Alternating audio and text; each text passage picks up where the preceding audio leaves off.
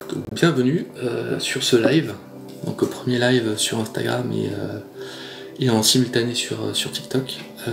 Le sujet de ce soir, ce sera les écrans et les enfants.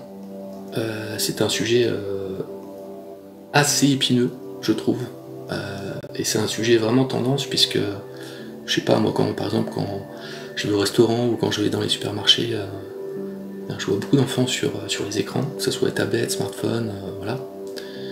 Et je me dis, des fois, on pourrait essayer de faire, de faire un peu mieux et de faire différemment, surtout quand on connaît un peu les effets des écrans sur que les effets des écrans sur les enfants. Pardon, j'ai reçu une notification, j'ai un peu bafouillé. Voilà, donc je vais un peu dérouler mes slides et je vais vous poser une question pour commencer cette session live. Et si vous le souhaitez, vous pouvez répondre un peu dans le chat, parce que ce sera une question à choix multiples. Donc je vais vous poser d'abord la question, c'est faut-il laisser notre enfant jouer avec notre smartphone ou regarder la télé? Donc c'est une question très très vaste. Je vous donne 3 propositions de réponse. Alors, la réponse A, c'est oui, car les programmes TV et applications mobiles d'aujourd'hui nous permettent de rendre nos enfants intelligents. Réponse A. Réponse B, oui, mais à petite dose et pas avant 3 ans. Réponse C, non, pour optimiser ses chances de devenir un petit génie, mieux vaut ne jamais l'exposer aux écrans. Jamais. Never ever. Voilà. Donc ça c'est la première question qui nous fait entamer cette session live sur les écrans. Sur TikTok on nous dit B et C, il faut choisir, c'est B ou C. Nanou. Et sur Instagram on n'a pas beaucoup de réponses. Ok, donc tu dirais C, non. Nanou sur TikTok nous dit non, pour optimiser ses chances de devenir un petit génie, mieux vaut ne jamais l'exposer aux écrans. Jamais. C'est ça ta réponse, Nanou? Katia nous dit B. Oui, mais à petite dose et pas avant 3 ans. Alors on va passer aux réponses et au slide suivant, vu que j'ai l'impression que toutes les personnes présentes ont répondu. Donc effectivement la réponse était oui, mais à petite dose et pas avant 3 ans. Alors effectivement, en fonction de sa vision de l'éducation et de ce qu'on souhaite faire avec ses enfants, il n'y a pas de bonne ou de mauvaise réponse, hein. Tout dépend de l'éducation qu'on va donner à ses enfants. Donc d'abord, je vous fais un petit sommaire de ce qui va se passer, des sujets que je vais traiter, enfin des parties, des différentes parties qu'il va y avoir ce soir. Donc en premier point, on vient de passer un petit quiz avec une question pour lancer le sujet. Ensuite on aura une petite introduction plus en détail du sujet. Je vais vous parler ensuite un petit peu de moi, de comment est né le projet Parents Impliqués et voilà pourquoi j'ai eu cette idée. Ensuite on va parler des méfaits des écrans. Puis en 4e point nous allons voir 9 conseils clés pour réguler l'usage des écrans à la maison. En 5e partie, nous allons voir à peu près, ça va être une petite mise en situation, un petit jeu de rôle, voir ce qu'on penserait si on était dans la tête d'un enfant qui est devant la télé. Voilà. Ensuite, je vais faire une brève conclusion et puis on passera à des questions-réponses. Si jamais vous avez des questions, si vous avez des cas concrets à exposer. Alors, Nanou, non, c'était la réponse B. Hein. Oui, à petite dose et pas avant 3 ans. Bonsoir, Pompon. Voilà, donc je vous ai donné un peu le sommaire pour ce live. Donc je vais faire ma petite introduction. Voilà, vous expliquer un peu pourquoi le thème des écrans est intéressant et pourquoi je le traite ce soir. Donc on va dire la plupart des spécialistes déconseillent aux parents d'exposer leurs enfants aux écrans avant l'âge de 3 ans. Ceci dans le but de préserver au mieux l'établissement de leurs compétences cognitives et optimiser leurs chances de réussite scolaire. Il est d'ailleurs intéressant de constater que les concepteurs de ces écrans sont parfois les derniers à mettre une tablette entre les mains de leurs propres enfants.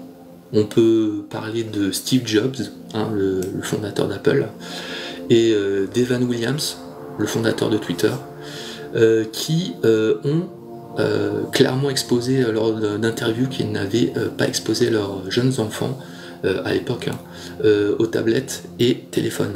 Donc déjà, là, on peut se poser aussi des questions. Ensuite, nous allons voir ensemble pourquoi même ces fondateurs de sociétés technologiques qui créent des tablettes et qui créent des applications de communication n'ont pas exposé leurs enfants aux tablettes, ou du moins pas dans les premières années. Donc je vous fais un petit topo sur qui je suis avant d'entamer vraiment le vif du sujet. Donc moi c'est Dan. J'ai créé ce compte Parents Impliqués il y a près de 3 ans maintenant. Je suis père de 2 enfants de 4 et 7 ans et au départ, quand je suis devenu papa pour la première fois, je me suis intéressé à tout ce qui concernait l'éducation, la parentalité. C'est devenu une passion, hein, en plus de mon travail à temps plein. Et voilà, je me suis renseigné, je me suis documenté, j'ai lu pas mal de bouquins, des résultats d'études de neurosciences. Et au final, comment m'est venue l'idée de créer ce compte? C'est tout simple. J'en parlais avec mes collègues un peu régulièrement, hein, de mon aventure de parent. Il se trouve qu'à un moment donné, on me posait des questions assez régulièrement sur des choses plutôt techniques, ma vision d'éducation, et puis de fil en aiguille, je me suis dit mais pourquoi je ne ferais pas du contenu sur Instagram pour répondre aussi bien à mes collègues qu'à d'autres personnes qui pourraient être intéressées. Aujourd'hui, en plus de répondre aux questions de mes collègues, je transmets mon expérience et le savoir accumulé au fil des années. Voilà. À savoir que sinon, moi, j'ai plutôt une formation d'ingénieur, donc plutôt scientifique, donc je mets ça aussi au profit de l'expérience que je transmets. Du coup, j'ai toujours une affinité avec les études de neurosciences et j'essaie de toujours corréler mon savoir à ce qui se passe au niveau des neurosciences. Donc j'essaie toujours de prouver un peu mes dires et d'avoir des sources intéressantes. Et d'ailleurs, si vous voulez avoir toutes les références que j'utilise pour le live de ce soir, je pourrais faire un post ou les mettre en commentaire du live. Je crois qu'on peut faire des replays, des lives, je mettrai peut-être en commentaire toutes les références si ça vous intéresse. Voilà, ça c'était à propos de moi. Maintenant parlons des effets des écrans. Sur les enfants, bien sûr. Et tout ce qui est dit pour les enfants a une résonance très importante parce qu'ils sont en cours de développement. Par contre, c'est également valable pour les adultes, hein, pour certains points. Donc, double intérêt. Donc, les effets des écrans, dans un premier temps, ça limite les champs d'exploration. Alors, qu'est-ce que ça veut dire? Ça veut dire tout simplement que pour développer son intelligence, le jeune enfant n'a pas besoin d'un environnement complexe. Je m'explique. C'est même l'inverse. Son développement passe par l'utilisation de ses 5 sens, que vous connaissez tous, hein, le toucher, la vue, le goût, l'ouïe et le doigt. Quand un enfant saisit un cube en bois, par exemple, celui-ci a un poids. Il a une texture qui lui est propre. Voilà. S'il le met en bouche, cet objet aura un goût. S'il le tape contre un autre objet, il fera un son, etc. On peut continuer comme ça. Et en fait, tout ça pour dire qu'un simple objet lui fournira de nombreuses informations sensorielles qui créeront de nombreuses connexions neuronales. Par contre, sur l'écran, le cube, le tigre, l'hippopotame auront le même poids, la même odeur, le même goût. Le champ d'exploration est donc beaucoup plus pauvre sur les écrans qu'avec des objets réels. Donc ça, c'est déjà quelque chose de très important. On voit bien qu'à ce niveau-là, le champ d'exploration, surtout pour les tout petits, hein, et le toucher, c'est très important. Le goût, ils mettent beaucoup de choses à la bouche pour les découvrir. l'odorat, tout ça. Développer les sens, tout ça, c'est ce qui est primordial pour les tout petits. Ça, c'est le gros avantage du réel par rapport aux écrans. Deuxième point dont il faut parler, c'est le développement du langage, qui s'affaiblit. Plus on regarde les écrans, plus le développement du langage peut être ralenti. Alors, on peut dire par exemple qu'au cours d'une interaction avec un enfant, l'adulte va adapter son langage. Regarder les enfants dans les yeux. C'est primordial. Quand on interagit avec quelqu'un, on le regarde dans les yeux, c'est la base de la communication. On veut capter son attention. On veut reformuler les propos inexacts et lui faire répéter la phrase s'il n'a pas compris.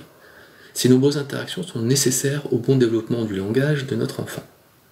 Contrairement aux idées reçues, on n'apprend pas à un enfant à marcher ou à dormir. Par contre, on lui apprend bien à parler. C'est en parlant avec lui qu'il finira par parler un jour. Et si on fait le contrepoids, l'écran, de son côté, isole l'enfant. Je ne sais pas si vous êtes d'accord, mais on peut tous idéalement comprendre que lorsqu'on est devant un écran, on s'isole et on coupe toute interaction en général avec le monde qui nous entoure. On peut dire qu'à l'heure actuelle, je ne sais pas ce que vous en pensez, hein, à l'heure actuelle, il n'y a aucune application mobile, aucun programme télé, ni même des nouvelles startups hein, avec l'intelligence artificielle et tout ça, aucune application ne permet d'avoir des interactions, des feedbacks aussi qualitatives que lors d'une discussion avec des adultes.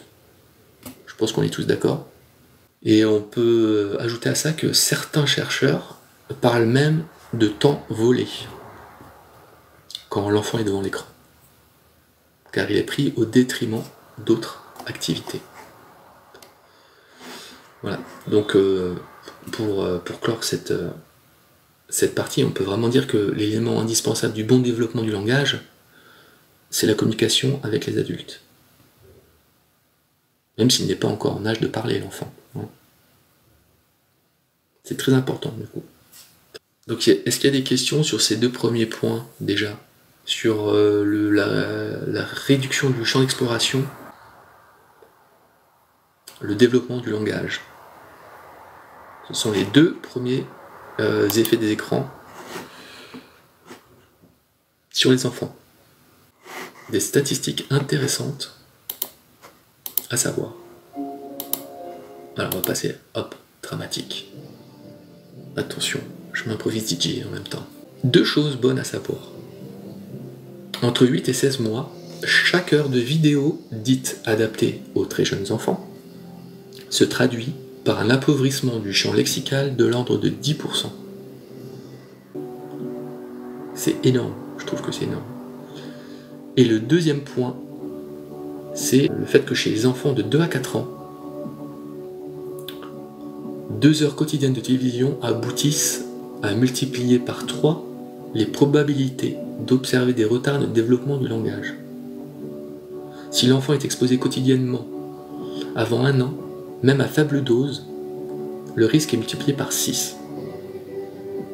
Donc je ne sais pas ce que vous pensez de ces deux chiffres, de ces deux statistiques, mais c'est quand même assez effroyable. Donc ça montre bien à quel point il est important de réguler l'usage des écrans chez soi pour le bien-être de ses enfants. Avez-vous des commentaires sur ces deux statistiques? Si on met des chansons sur YouTube sans que l'enfant regarde, mais seulement en écoutant, y a-t-il des incidents sur son développement? Ça dépend comment c'est utilisé. En fait, là, ce dont on parle, c'est surtout les écrans. Donc, je vais y venir. Hein. Il y a des effets précisément induits par la lumière bleue des écrans. Et ensuite, il y a tout ce que véhicule l'écran. Mais il y a un point très technique qui consiste à parler de la lumière bleue. Et qui peut avoir des effets sur le sommeil. Donc, par exemple, si vous parlez de chansons sur YouTube sans que l'enfant regarde mais seulement en écoutant, ben voilà, il faut voir si s'il n'entend que la bande sonore, que ce sont des chansons pour enfants, par exemple une berceuse ou autre, je pense pas que ça rentre dans la problématique des écrans. Là on est hors de la problématique. Par contre, si l'écran est dans la chambre de l'enfant par exemple, et même s'il ne regarde pas à l'écran, mais que ça fait une source lumineuse et qu'il y a des choses qui clignotent dessus et tout ça, eh bien je vais vous en parler après, c'est pas souhaitable. Donc voilà, faut voir un peu le contexte. Et c'est pour ça que c'est difficile de traiter les sujets de ce genre-là, parce que on rentre dans l'intimité des foyers et dans les habitudes des gens. Donc voilà. Moi j'essaie de donner des faits assez concrets, assez terre à terre, voire même des faits scientifiques qu'on peut rechercher par soi-même. Je peux donner toutes les références si ça vous intéresse de creuser un peu plus le sujet.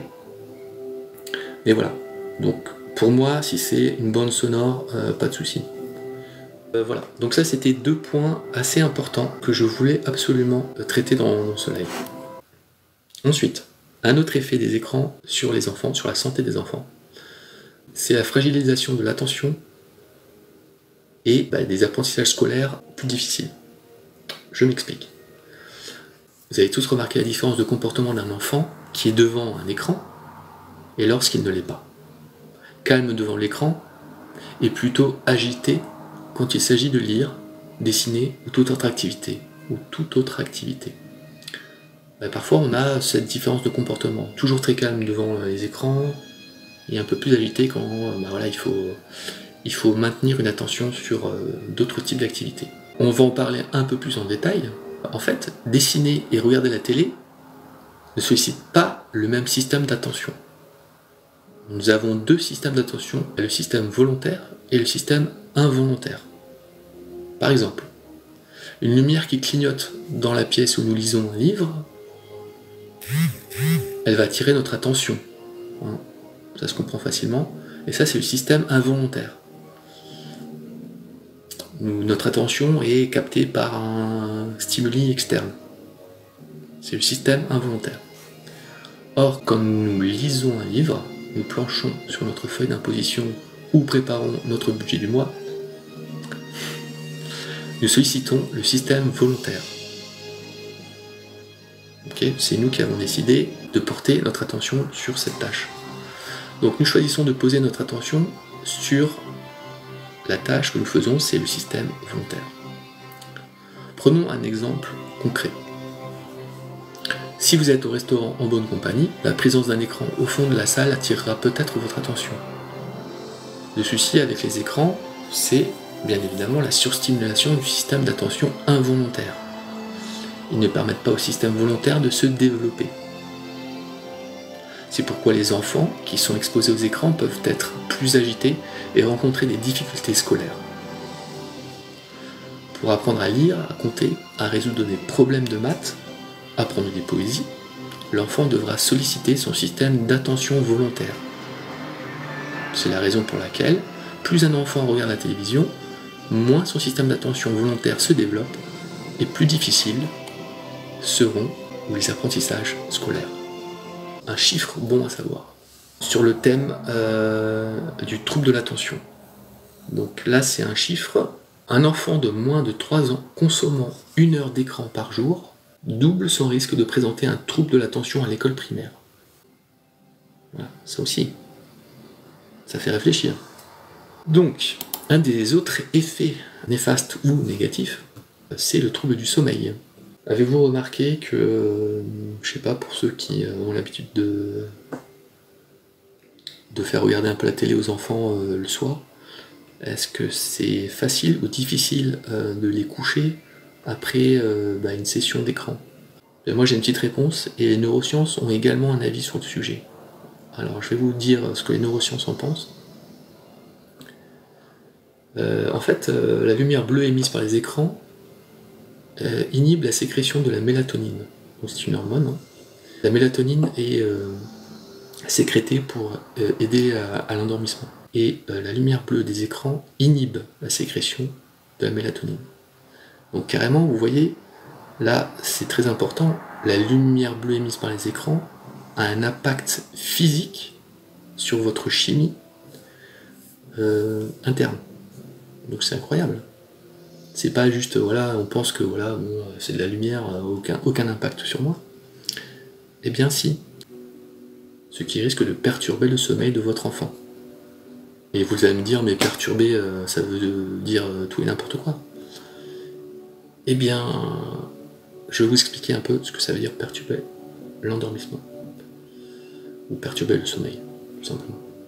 Donc il y a un retard à l'endormissement. En voyant cette lumière bleue artificielle et stimulante, le corps de votre enfant se dit « Super, il fait jour. Je n'ai donc pas besoin de sécréter l'hormone qui provoque le sommeil. » Et donc là, le corps va se dire « Bah au contraire, je vais mettre tous mes efforts en place pour être en forme pour la journée qui commence. » Problème, s'il est l'heure de se coucher et de faire sa nuit, bah c'est un problème qui commence. Donc, pour poursuivre sur les méfaits de la lumière bleue provenant des écrans, la lumière bleue, aurait pour conséquence d'altérer le sommeil paradoxal. Donc je ne sais pas si vous connaissez un peu les phases du sommeil, mais le sommeil paradoxal, c'est le sommeil le plus profond, et c'est le sommeil pendant lequel notre corps se répare. Donc, si la lumière bleue nous empêche d'entrer dans ce sommeil paradoxal, eh bien, vous voyez le problème, le sommeil n'est plus réparateur. Ça veut dire quoi? Ça veut dire que l'enfant se réveillera fatigué, irritable, plus agité, et aura du mal à se concentrer à l'école ou dans toute autre activité. Donc la qualité du sommeil est essentielle pour avoir des apprentissages solides. Est-ce que ça suscite des questions chez vous? Avez-vous des questions sur les effets de la lumière bleue? Avez-vous remarqué des choses de votre côté? Par exemple, même sur vous, hein. Il est déconseillé, par exemple, aux adultes qui ont un sommeil difficile de regarder les écrans avant de se coucher. Genre pendant la demi-heure avant de se coucher, ou voire même 1 heure avant de se coucher. Il est plutôt conseillé de lire ou de faire une autre activité que devant un écran. Si vous avez des problèmes soit de sommeil fragile, soit de difficulté à l'endormissement, eh bien c'est peut-être lié à votre écran, de smartphone, de télé. Voilà, et maintenant vous savez pourquoi. Parce qu'ils produisent de la lumière bleue, et la lumière bleue a une incidence sur la production de mélatonine. La mélatonine qui est nécessaire pour le sommeil. Est-ce que vous avez remarqué ça déjà? Que lorsque vous regardez la télé tard et tout, bon à un moment donné vous tombez de sommeil, mais par exemple si vous voulez vous coucher, je sais pas, 22h30, 23h, et que vous regardez la télé jusqu'au bout, peut-être que vous avez une difficulté dans l'endormissement ou que vous avez un sommeil léger dans la nuit qui suit. Faites-y peut-être attention, si vous n'avez pas remarqué, peut-être que vous aurez une révélation. Alors là, je vous ai expliqué un peu tous les effets des écrans sur la santé des enfants, mais ça peut se transposer aux adultes. Hein. Alors Cindy, merci pour la question. Les autres couleurs, pas de souci. En fait, tous les écrans, quand je dis lumière bleue, c'est la lumière émise par un écran, quel qu'il soit. Tous les écrans émettent une lumière bleue, peu importe ce que vous affichez sur l'écran, la lumière bleue est là. Alors maintenant, il y a de plus en plus d'écrans qui ont un mode nuit. Je ne sais pas si vous avez vu cette avancée technologique. Il y a ça sur les iPhones, peut-être sur les iPads, voire même sur tous les téléphones maintenant, voire même sur les écrans d'ordinateur. On peut passer en mode nuit. Et pourquoi ont-ils fait ça? Bien, tout simplement pour passer d'un mode de lumière bleutée à un mode de lumière jaune. Voilà, c'est qu'ils étaient conscients du problème qu'il y avait avec les écrans et la lumière bleutée, qui empêche la production de mélatonine, l'hormone du sommeil. Donc voilà, les fabricants d'écrans étaient conscients qu'il y avait un souci avec ces lumières bleues émises par les écrans. Voilà. Alors après, à savoir, est-ce que le mode jaune, est-ce que des scientifiques s'y sont intéressés et est-ce que ça marche? Est-ce que du coup c'est inoffensif sur la production de mélatonine? Aucune idée. J'ai pas encore trouvé d'études de neurosciences sur le sujet, mais ça serait une bonne question par contre. Ça pourrait être un bon sujet de vidéo pour l'avenir. Et Cindy nous demande sur Instagram, car j'avais entendu les veilleuses de couleur bleue aussi. C'est possible. C'est possible. C'est une bonne remarque. Est-ce que les caractéristiques de ces veilleuses sont les mêmes que celles des écrans? Je ne sais pas. Parce que c'est vrai qu'il y a beaucoup de jeunes enfants qui utilisent les veilleuses. Après, dans les études que j'ai pu lire, il n'était pas question d'incriminer les veilleuses. Donc bon. J'imagine que les caractéristiques de la lumière des veilleuses ne sont pas les mêmes. Donc voilà, je viens de vous parler du trouble du sommeil provoqué par les écrans et la lumière bleue qu'ils produisent. Maintenant qu'on a évoqué tous les effets des écrans, avec quelques chiffres, je vous donne des chiffres à la clé qui font réfléchir. Ça pour moi c'est quelque chose de très important. Là, tous les chiffres que j'ai donnés, toutes les statistiques font vraiment réfléchir. Donc maintenant on a vu tous les effets des écrans sur les enfants. Eh bien, la limitation du champ d'exploration. Donc quand on oppose un objet réel qu'on peut toucher, peser, sous-peser, goûter, sentir, voilà, tout ça on n'aura pas sur une tablette. Sur une tablette, un objet n'a pas de poids, n'a pas d'odeur, voilà, il n'a pas de goût. Ok ? Voilà, donc ça, c'était le champ d'exploration. Ensuite, on avait un retard potentiel au niveau du... au-delà d'un certain nombre d'heures d'exposition, il peut y avoir un retard du langage. Parce que tout le temps qui est passé devant un écran, en fait, est pris sur du temps où on pourrait communiquer avec un adulte, et c'est uniquement comme cela qu'un enfant développe son vocabulaire et son champ lexical. Voilà. Donc je passe vite en revue tous les effets négatifs des écrans.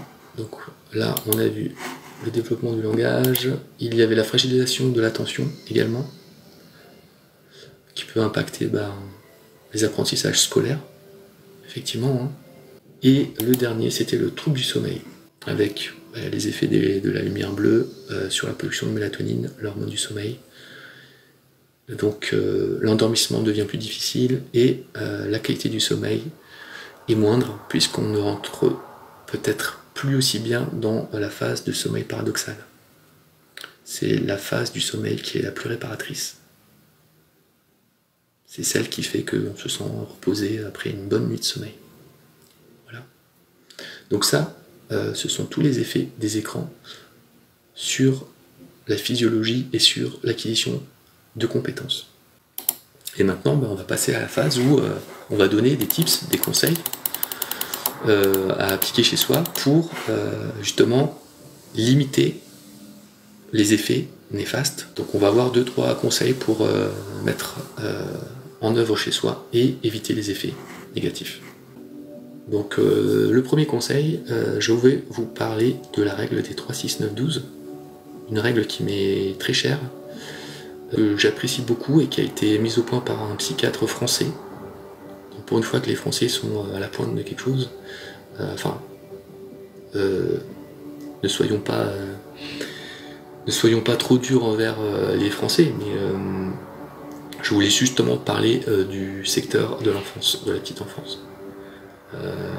On a pas mal de retard sur les pays nordiques, scandinaves. Là, il se trouve que sur l'exposition aux écrans, on est pas mal. Parce que notre psychiatre français, Serge Tisseron, a mis au point cette règle des 3, 6, 9, 12, que moi, personnellement, j'ai appliqué chez moi, dans mon foyer. Et elle encadre les usages des écrans, des consoles, et l'usage d'internet aussi pour les jeunes. Donc 3, 6, 9, 12, pourquoi ? C'est pas de télé avant 3 ans, pas de console avant 6 ans, ensuite c'est le téléphone entre 9 et 12 ans, ensuite l'accès à internet encadré à partir de 12 ans, voilà. Donc il y a plein ça donne des étapes, et ça donne un cadre dans lequel on peut évoluer et protéger son enfant de l'exposition aux écrans. Donc si vous voulez avoir un cadre pour réguler l'exposition de vos enfants aux écrans, je vous conseille d'aller regarder sur internet, il y a pas mal d'infographies, il y a pas mal de flyers qui existent. Et d'ailleurs, il y a un site internet qui s'appelle 3-6-9-12-36912.org qui parle de cette règle. Et moi, cette règle, je l'ai appliquée à la maison avec mes 2 enfants et je trouve que c'est plutôt pas mal parce que ça nous aide à comprendre ce qui est important ou pas, ce qu'il faut réguler ou pas. Voilà. Donc même sans avoir lu plein d'études, plein de livres sur les impacts des écrans sur la santé des enfants, eh bien on peut comprendre ce qu'il est important de faire ou pas. Voilà. Donc je vous conseille d'aller vous renseigner sur cette règle des 3, 6, 9, 12 créée par Serge Tisseron. Vous tapez Serge Tisseron 3, 6, 9, 12 sur internet et vous aurez accès directement aux recommandations de ce pédopsychiatre. Voilà. Donc ça c'était le premier conseil. Je vous conseille de vous renseigner sur la règle des 3, 6, 9, 12 pour mettre un cadre sur les usages des écrans. Et la partie la plus importante de cette règle des 3, 6, 9, 12 créée par Serge Tisseron, pour moi, hein, ça c'était la plus importante. La première partie, c'est pas d'écran avant 3 ans. Donc ça, pour moi, c'était très important. Et c'est comme ça que j'ai mis le pied dans cette règle, dans cette vision de la protection des enfants. Voilà. Très important pour moi, avant 3 ans, de limiter au maximum les écrans et voire de les éviter complètement. Donc chez nous, il n'y avait pas de télé du tout, pour tous les enfants avant 3 ans. Voilà. Avec après une ouverture progressive, forcément, hein, une ouverture progressive sur les écrans, parce qu'on ne va pas non plus leur interdire tout ça. Hein. On vit dans une société technologique, si on ne s'intéresse pas à la technologie, si on ne l'utilise pas, je pense qu'on perd des choses. Donc, loin de moi l'idée d'interdire tous les écrans à tous les âges. Donc, premier conseil, renseignez-vous sur la règle des 3, 6, 9, 12 et si vous voulez voilà, vous allez être parent bientôt ou vous posez des questions sur qu'est-ce qu'il faut faire, moi, la règle la plus importante de ce concept 3, 6, 9, 12, c'est vraiment pas d'écran en 3 ans. Voilà. Ensuite, deuxième conseil, qui est plutôt simple à mettre en place, mais qui peut avoir d'énormes répercussions, c'est pas d'écran 1 heure avant d'aller dormir. Et ça, c'est valable pour les enfants, mais aussi pour les adultes. Je prends note. Anne-Christelle, merci pour ta prise de notes et tu me diras ce que tu en penses si tu fais tes recherches et si tu as réussi à l'appliquer chez toi et si ça a changé quelque chose. Ensuite, donc pas d'écran 1 heure avant de dormir, valable pour les enfants et pour les adultes. Vous pouvez lire un livre pendant l'heure précédant votre coucher, mais surtout pas aller sur les écrans, les smartphones et tout ce que vous voulez. Et ceci pour ne pas altérer votre sommeil et pour ne pas retarder l'endormissement. Alors maintenant j'ai une question sur TikTok à laquelle je vais répondre. Si on fait une vidéo en selfie avec notre enfant, c'est pas impactant? Alors, c'est une bonne question. C'est une très bonne question. En fait, tout est question de proportion. Une vidéo en selfie, ça va durer combien de temps? Par exemple, on m'avait déjà posé la question de « Ah, je fais du FaceTime avec mon enfant et tout ça. » Ça va pas durer 2 heures, 3 heures par jour. Le FaceTime, ou voire même le selfie, vidéo selfie. C'est une vidéo. C'est à la maison, oui, mais ça va pas durer, ça va pas être tous les jours et ça va pas être 2 heures par jour. Donc pour moi, il n'y a pas d'effet nocif. Tout est question de proportion. Voilà. il faut garder le bon sens paysan comme on dit, mais le bon sens. Voilà, donc, à partir du moment où c'est pas tous les jours, ou c'est pas pendant 2 heures d'affilée, je vois pas en quoi faire un FaceTime ou une vidéo selfie avec son enfant poserait un problème. Voilà. Est-ce que j'ai répondu à ta question, Nanou? Nanou me soutient beaucoup sur TikTok, elle tapote, elle envoie des likes, donc ça fait plaisir. Ça fait vraiment plaisir. Alors, Anne-Christelle a une question sur Instagram. Mais si par exemple les parents sont séparés, est-ce que c'est dangereux, genre 30 minutes par jour? Ça dépend de l'âge de l'enfant. Là, 30 minutes par jour, ça rentre dans le cadre de ce qu'on avait dit. Je reviens en arrière. Alors 30 minutes, j'avais une des stats qui parlait de... c'est à partir d'une heure qu'il y a des stats. 30 minutes, 30 minutes, ça peut passer, et c'est par jour. Par jour, ouais. Là, c'est hors radar. J'ai pas de chiffres sur les 30 minutes. À partir d'une heure par jour, il y a des stats qui comptent. Merci Sandra pour les likes également. Merci pour les partages. Ça fait plaisir. Donc voilà, Anne-Christelle. 1 an, c'est l'âge de l'enfant, c'est ça? 1 an, c'est l'âge de l'enfant. Après, le FaceTime, c'est un peu différent parce que... Ouais, le FaceTime, c'est un peu différent. C'est une très bonne question. C'est différent dans le sens où il y a une interaction avec le parent qui est à côté. En général, quand on fait un FaceTime, il y a un parent qui est à côté. En général, quand on fait du FaceTime, c'est pas 100% écran.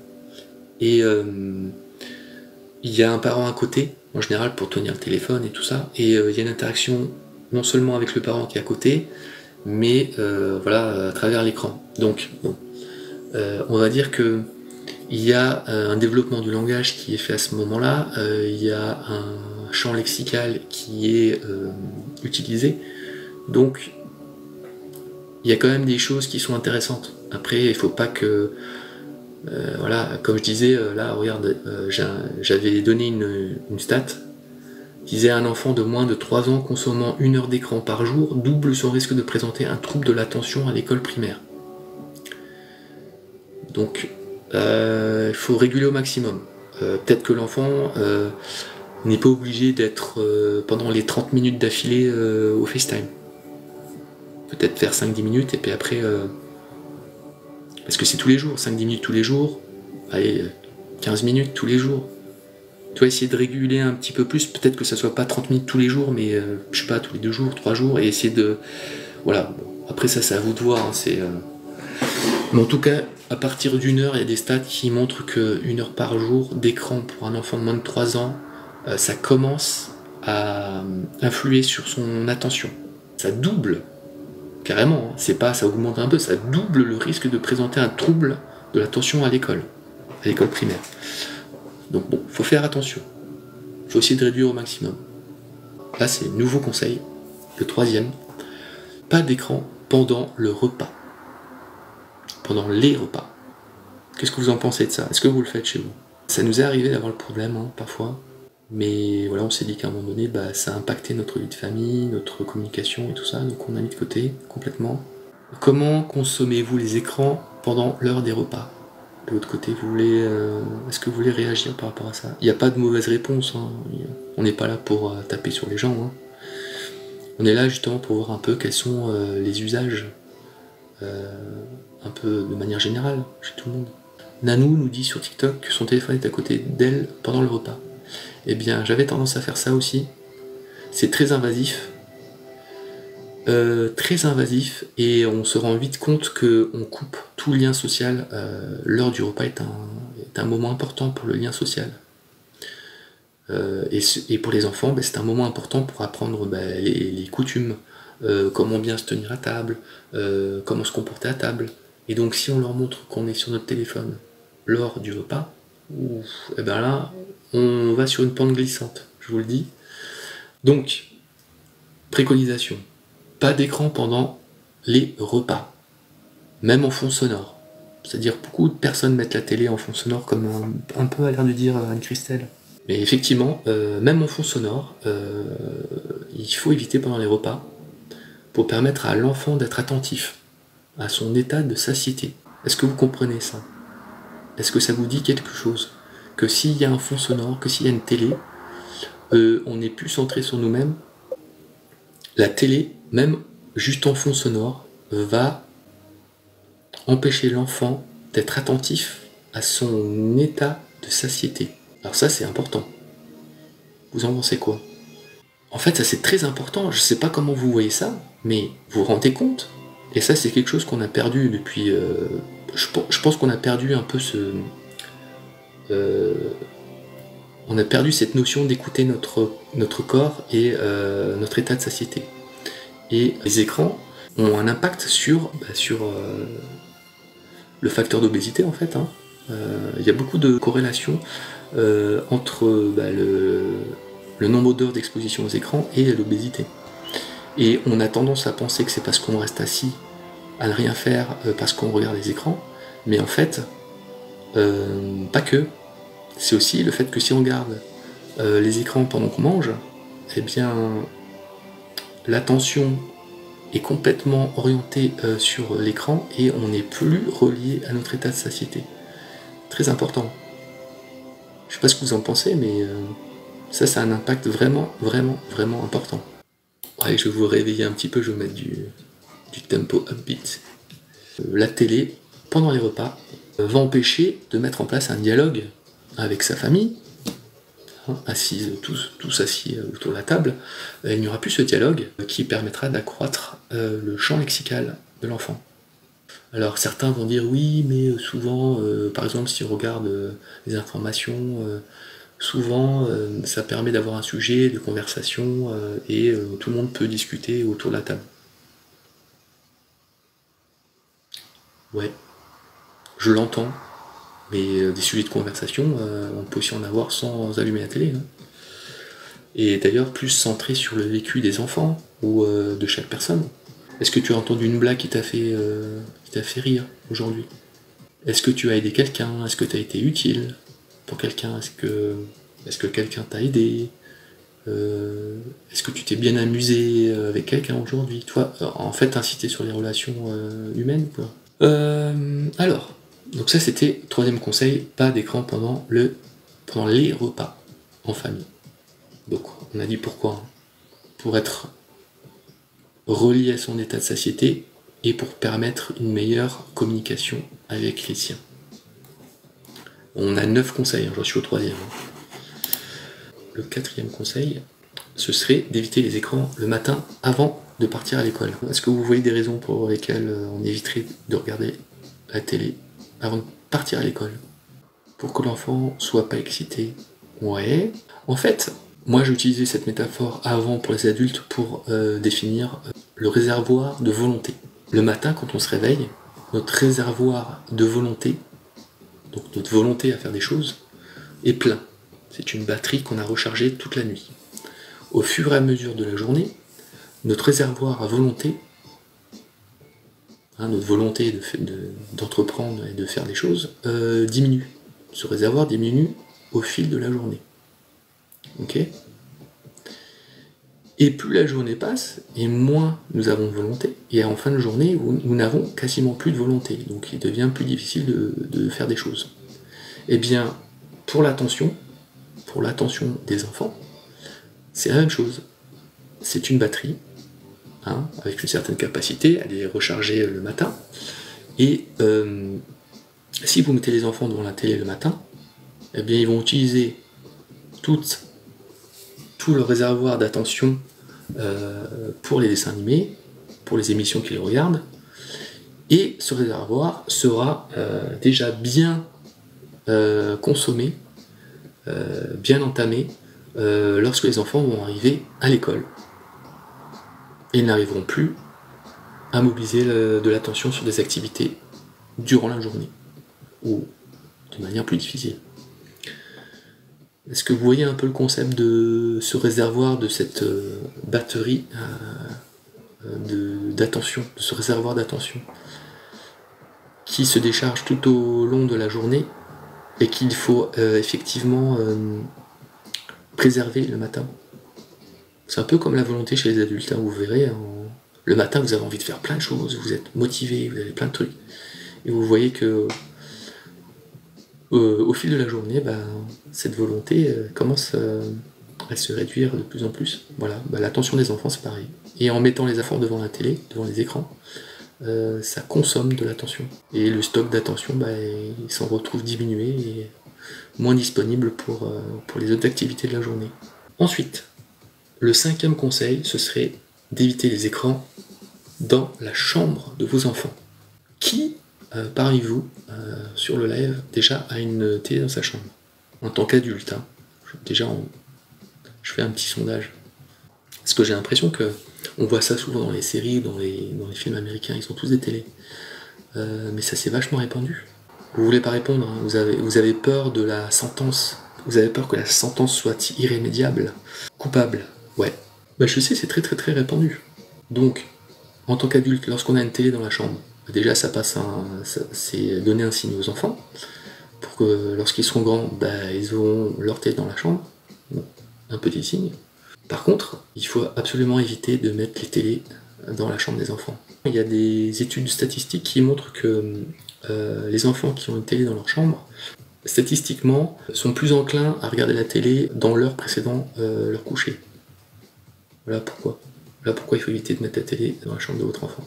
Ensuite, le conseil numéro 6, que j'ai déjà largement donné lors du conseil numéro 1, qui était la règle des 3, 6, 9, 12, de Serge Tisseron, je me répète, pour que ceux qui arrivent en cours de route rattrapent les wagons, eh bien, il faut éviter les écrans avant 3 ans. Un maximum. Si on peut le faire, c'est d'autant plus bénéfique pour les enfants. Pour toutes les raisons qu'on a déjà évoquées lorsqu'on parlait des effets des écrans. Et donc ça, c'est pas moi qui le dis, hein, c'est un consensus d'experts et surtout et également mon expert favori sur ce thème-là, qui est Serge Tisseron, un pédopsychiatre français, qui mène un combat justement pour qu'on encadre les usages des écrans. Ensuite, le 7e conseil. Vous êtes prêts pour le 7e conseil? Est-ce que vous êtes prêts? Yes, Nanou, elle est prête sur TikTok et sur Instagram. Êtes-vous prêts? Ready? Anne-Christelle, fidèle au poste. Merci Anne-Christelle d'être présente. Ok, donc le 7e conseil plutôt. Attachez vos ceintures. Concerne les enfants de moins de 6 ans. Alors ça fait aussi partie de la règle des 3, 6, 9, 12. Hein. Un enfant de moins de 6 ans doit être exposé moins de 30 minutes par jour aux écrans. Ceci pour éviter qu'il vide sa batterie d'attention en suivant les dessins animés. Voilà. Donc là, pour les enfants de moins de 6 ans, la préconisation c'est moins de 30 minutes par jour. Ensuite, le conseil suivant, c'est pas toujours évident, mais c'est très important également. On a tendance à l'oublier ce point-là en étant adulte, c'est qu'il faut protéger les enfants des programmes violents et sexuels. Un truc très simple, je m'en suis aperçu déjà, que ce soit à la radio, même à la radio, lorsqu'on est en voiture le matin et qu'il y a les news à la radio, on est en train d'accompagner les enfants à l'école, eh bien il y a tous les faits divers, genre les meurtres, les violences, tous ces trucs-là, et ça passe sans filtre, et il y a les enfants derrière qui écoutent. Ça c'est d'une violence inouïe. Donc il y a cette violence-là, il y a la violence qu'on voit aussi aux journaux télévisés. Hein. Faut pas croire, les journaux télévisés, moi perso, je ne les regarde plus, hein, je vais chercher l'information sur internet en mode textuel. Mais voilà, les journaux télévisés sont des violences inouïes. Hein. Bon, après, pour les contenus sexuels, bon, ça logique. Ensuite, le conseil numéro 9, le 9e et ultime conseil, utiliser les livres d'activité en sortie, plutôt que de mettre les enfants dans les écrans. Et d'ailleurs, j'ai commencé le live par ça. Hein. C'est que de plus en plus, on voit des gens... alors je ne critique pas, je ne porte pas de jugement. Chacun a son contexte, chacun a sa vision de l'éducation. Mais de plus en plus, c'est ça qui est important en fait, c'est de plus en plus on voit des enfants devant des tablettes utilisant des tablettes ou des écrans autres, smartphones, consoles, lorsque nous sommes à l'extérieur, je sais pas, au restaurant, quand je fais mes courses, je vois souvent des enfants qui sont dans des caddies avec des smartphones, qui sont en train de jouer.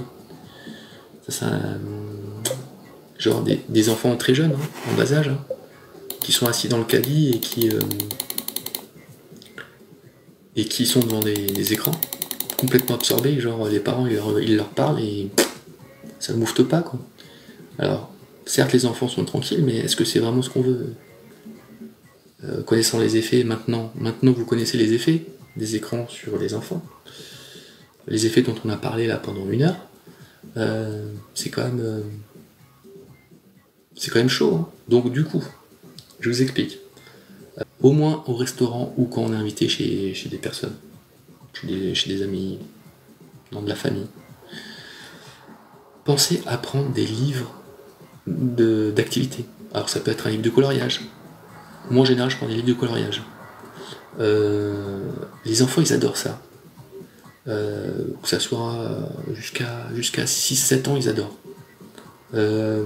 Mon fils de 7 ans il adore les mandalas. Donc c'est du coloriage plus, hein, finesse, voilà. Et mon fils de 4 ans, lui, il adore tous les coloriages, même avec des dessins plus simples. Et c'est pour ça que, voilà, moi en tant que je prêche la bonne parole pour les livres de coloriage, eh bien j'en ai auto-publié un qui est disponible sur Amazon. Ça s'appelle Les chevaux en coloriage. Donc, mon plus jeune fils adore les chevaux. Voilà, j'ai préparé un livre de coloriage, je me suis dit bon mais pourquoi pas le proposer à tout le monde.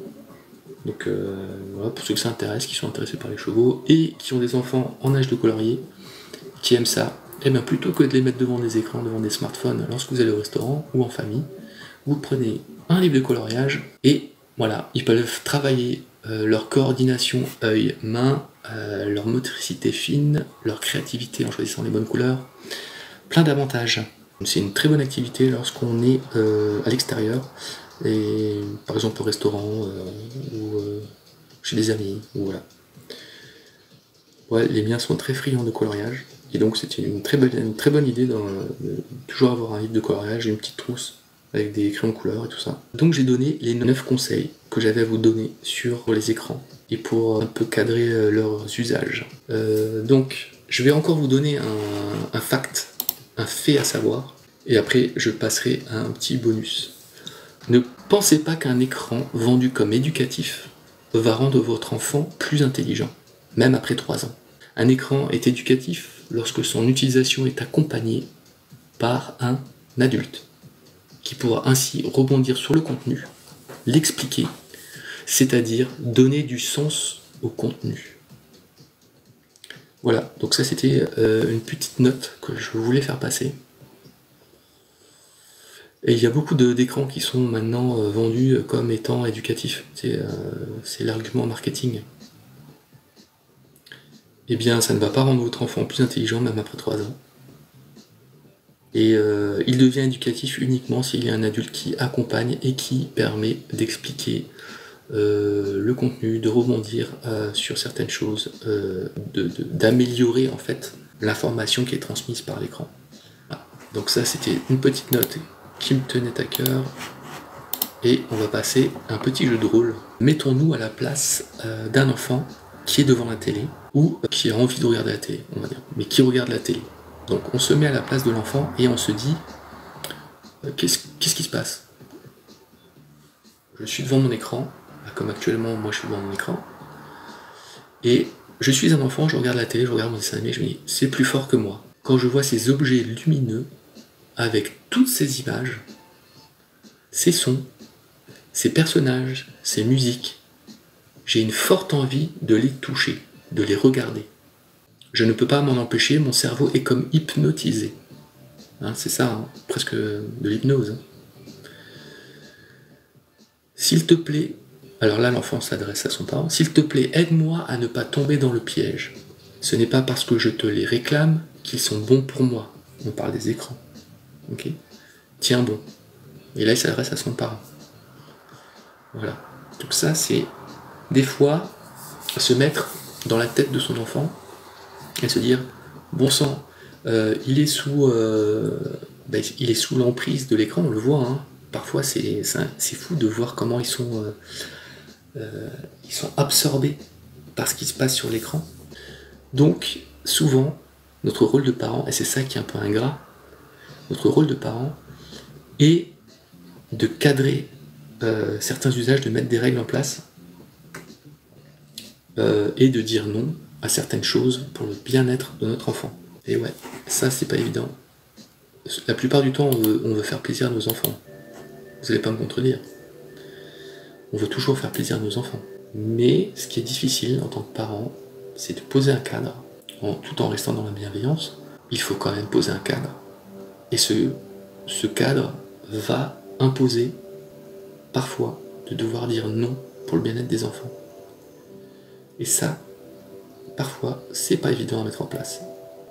Dire non à son enfant, pour certaines personnes, ça peut être très compliqué, comme pour dire non au travail, hein, à ses collègues, à son supérieur. Dire non, ça peut être très difficile, mais il faut apprendre à le faire. Pour se préserver soi-même et pour le bien-être de son enfant. Il faut savoir dire non et peut-être expliquer pourquoi non, parce qu'il y a une règle, il y a un cadre. Voilà. Merci Anne-Christelle, je suis content que le bonus t'ait plu. Et en fait, j'ai plein de gens souvent qui me disent oui, mais écoute, moi j'ai pas d'enfant, ça me concerne pas, mais ça concerne en fait beaucoup plus de monde que ce qu'on pense. Je n'ai pas d'enfant, certes, mais je suis peut-être en contact avec des enfants, j'ai des neveux, des nièces, je fais du babysitting, je suis étudiant, je fais du babysitting, j'ai des enfants dans la famille, voilà, il y a plein de choses. On est tous en contact avec des enfants en fait, tous. Merci pour ce partage, El Koué. Ouais, de rien, de rien. C'est avec plaisir. J'essaye de transmettre un peu l'expérience et les informations glanées pendant de nombreuses années en tant que papa très impliqué dans l'éducation de ses enfants. Donc c'est juste au retour des choses. Safa nous dit exactement, je suis une enseignante, pour cela je voulais appliquer ça avec ma nièce et donner en général ces conseils pour les parents de mes élèves. Ouais, mais carrément. Par contre, moi ce que j'ai vu, ce que je trouve dommage, en fait, la parentalité c'est un sujet tabou. C'est très difficile, comment dire, c'est très difficile de donner des conseils ou de donner des informations, ne serait-ce que des faits scientifiques, parce que les parents, l'éducation touche à l'intime. Ça touche à notre éducation que nous avons reçue, et ça touche à notre vision de la vie aussi. Et j'ai remarqué, j'ai constaté qu'il y a certains parents qui ont beaucoup de mal à se remettre en question et à accepter une aide de l'extérieur, une vision qui vient de l'extérieur. Par exemple, je vais vous raconter une anecdote toute simple, parce que là j'en profite, hein, j'ai terminé ce que je voulais faire. Oui, je vais vous donner une anecdote qui est très très révélatrice un peu du fait que la parentalité est un tabou. Du moins notre vision de l'éducation. En fait, j'étais à une réunion parents-prof, pour la grande section de maternelle. Et à un moment donné, la prof, qui est très expérimentée, a cru bon de nous donner un conseil, qui était, d'ailleurs j'en ai tiré une vidéo sur mon compte. Elle nous a donné le conseil de ne jamais revenir sur notre réponse, c'est-à-dire l'enfant nous prend au dépourvu, il nous pose une question, on lui répond, il faut que notre réponse soit définitive, ou alors il faut qu'on lui explique je dois y réfléchir, je te réponds un peu plus tard. Parce que si on répond oui à l'instant T et que 30 secondes plus tard on lui dit non, ou vice versa, hein, si on répond non et que quelques secondes après on lui répond oui, là l'enfant va pas comprendre, ça va le perturber et il va pas comprendre que la valeur des mots en fait, la valeur de la décision. Et donc j'ai trouvé que c'était un très bon conseil par une professeure une bonne prof très expérimentée, très bon conseil, et pour autant, il y a des parents, à la sortie de cette réunion, qui ont dit « Mais pour qui elle se prend celle-là? Mais pour qui elle se prend celle-là pour nous dire comment on doit éduquer nos enfants ?» Alors que cette gentille prof, elle avait simplement émis un conseil pour nous aider dans notre vie quotidienne, pour donner, voilà, pour partager son expérience. Eh bien non, il se trouve qu'il y a des gens, rien que ça les a offensés. Donc Safa, je sais pas si ça te parle toi en tant qu'enseignante, mais moi ça m'a choqué que des parents puissent être, comment dire, qu'ils aient pu se sentir offensés par ce conseil, qui pour moi était vraiment un bon conseil et que j'applique quoi qu'il arrive. Donc je sais pas ce que t'en penses Safa, mais moi je trouve ça incroyable. Et ça montre bien à quel point le sujet de la parentalité et la vision qu'on peut avoir de l'éducation, c'est un sujet très très très très complexe et très difficile. Comme ça, on peut rectifier le tir si jamais on avait l'habitude d'embrouiller l'enfant avec des réponses différentes. Ouais, il faut surtout pas les embrouiller, il faut avoir... si on est pris au dépourvu et qu'on ne connaît pas la réponse à une question, il faut dire, écoute, je n'ai pas la réponse, je vais y réfléchir et je reviens vers toi pour te donner une réponse. C'est clair, c'est comme ça qu'on ferait avec un adulte. Alors, Nanou, sur TikTok, nous pose une question. Elle nous dit si notre enfant nous demande le téléphone avec insistance, je pense. Avec insistance, c'est ça, Nanou? Eh bien, il faut que ça reste dans le cadre imposé, que vous avez imposé. Nanou, il a quel âge l'enfant déjà? S'il a moins de 3 ans, attention. Les recommandations, c'est au maximum éviter les écrans avant 3 ans. S'il est plus grand, il faut limiter. Moins de 6 ans, on essaie de faire moins de 30 minutes par jour.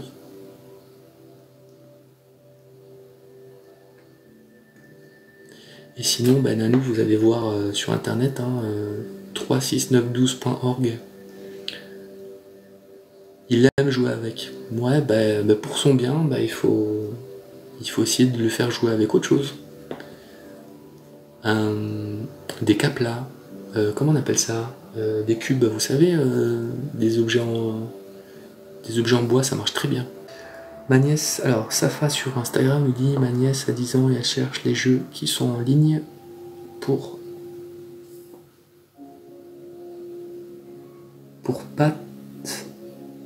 avec des gens en ligne et pour parler avec des gens en ligne et jouer avec eux. Vous avez des solutions pour parler?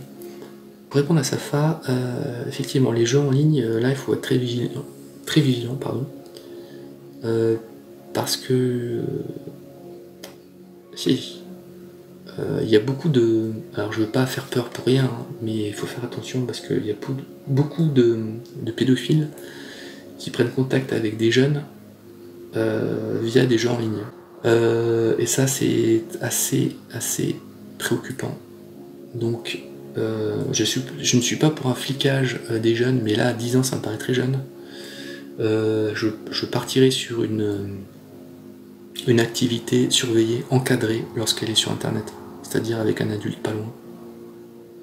Voilà. Et si vous regardez un peu plus en détail la règle des 36912, elle insiste aussi sur le fait que pour les jeunes de 10 ans, eh bien, il faut encadrer les usages d'Internet.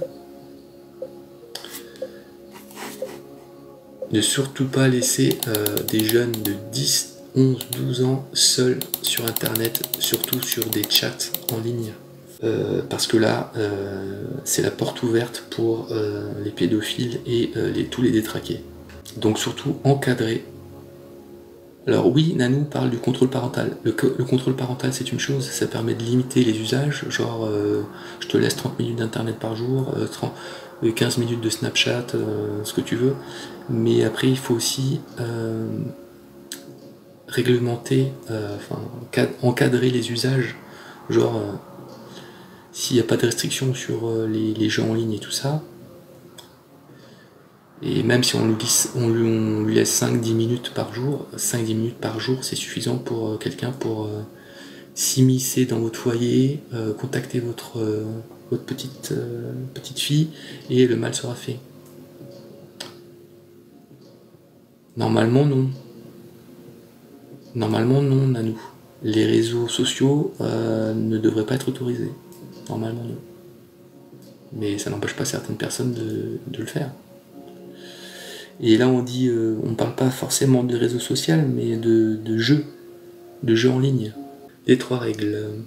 Ah, ça c'est très intéressant. Là, sur ce site, il parle des 3 règles d'Internet. Et ça, c'est très important. Je vais peut-être je vais faire tout un live sur ce sujet, je pense. Les 3 règles d'Internet. Et ça, c'est valable pour nous aussi. Hein. Tout ce qu'on y met peut tomber dans le domaine public. Donc, une fois que vous avez posté du contenu, donc les photos de votre enfant par exemple, une fois que la photo de votre enfant est postée, elle n'est plus à vous. Vous n'avez plus de contrôle dessus. Elle peut être récupérée par des sites, plus que limite, des sites interdits. Faites gaffe. Essayez de poster le moins possible. Ne postez pas de photos de vos enfants. Ne les exposez pas. Elles peuvent se retrouver dans des endroits où vous n'avez pas idée. Hein. Donc tout ce qu'on met sur Internet peut tomber dans le domaine public. Ensuite, tout ce qu'on y met restera éternellement. On parle de la loi RGPD où on peut supprimer nos données. Mais les données ne sont pas vraiment supprimées. Ça, c'est une illusion. Il y a des copies sur des serveurs de sauvegarde et tout ça. C'est jamais vraiment supprimé. Ensuite, 3e règle, il ne faut pas forcément croire tout ce que l'on y trouve. Donc sur Internet, c'est juste. Il faut croiser les informations, il ne faut pas croire tout ce qui se trouve sur Internet. Donc, après 12 ans. Donc après 12 ans, il parle des réseaux sociaux. Donc vous voyez, il y a pas mal d'enfants de 12 ans qui sont sur les réseaux sociaux et ils disent absolument garder les profils en mode privé sur les réseaux sociaux. Voilà, on décide ensemble, la coopération. On est dans la bienveillance. Je parle avec lui de ce qu'il y voit et fait. Je lui rappelle les 3 principes d'Internet. Donc ce qu'on vient de dire. Tout ce qu'on y met appartient au domaine public, donc ne nous appartient plus. Tout ce qu'on y met, y restera pour toujours. Et tout ce qu'on lit sur Internet n'est pas forcément vrai. Voilà. Donc ça, c'est ce qui est disponible sur le site 36912.org et que je vous conseille de lire attentivement. Merci à toutes et à tous d'avoir assisté à ce live. J'espère que ça vous a plu. Si ça vous a plu, essayez de commenter un maximum, de partager un maximum, d'être présent, voilà. Et je vous tiendrai au courant, quoi qu'il arrive, pour le prochain thème. D'ailleurs, si vous avez des idées de thèmes qui vous toucheraient, qui vous parleraient, je suis preneur. Envoyez-moi des DM, envoyez-moi des messages privés, envoyez-moi en commentaire, donnez-moi en commentaire des idées de thèmes pour un prochain live. Voilà. Donc je suis ouvert à toutes les idées, à tous les thèmes qui vous intéresseraient. Je m'adapte à la demande. Et d'ici là, j'espère que voilà, vous avez passé une bonne petite 2 heures même, 2 bonnes heures, et qu'on a un petit peu fait avancer le débat sur les écrans et ce qu'il faut faire et ne pas faire. Voilà. Donc n'hésitez pas à parler de moi autour de vous, abonnez-vous, partagez, et je vous dis à très bientôt, portez-vous bien, plein de bonnes choses en famille, et à bientôt. Bye bye.